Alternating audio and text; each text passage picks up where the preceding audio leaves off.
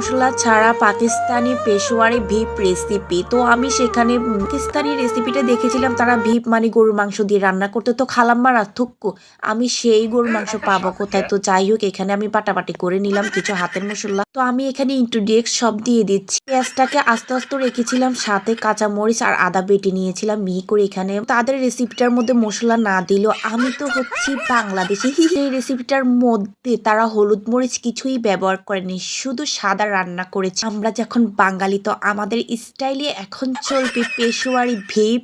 এই তো আমি সব মশলা দিয়ে দিয়েছি, কারণ মশলা ছাড়া মারজান খেতে পারে না। এটা হচ্ছে আজাইরা রেসিপি, তো আমার কাছে মনে হচ্ছে বুঝছেন খালাম্মারা থুপ। তো যাই হোক, আমি এখানে সব তেল মশলা দিয়ে তারপর এটাকে এখন চুলার জালটা দিয়ে ঢাকনা দিয়ে রেখেছিলাম। আর এই তো আমার তেল মশলা দিয়ে পাকিস্তানি পেশোয়ারি ভিপ রেসিপি তৈরি। তো এখন আমি সুন্দর একটা প্লেটে পরিবেশন করে নিচ্ছি।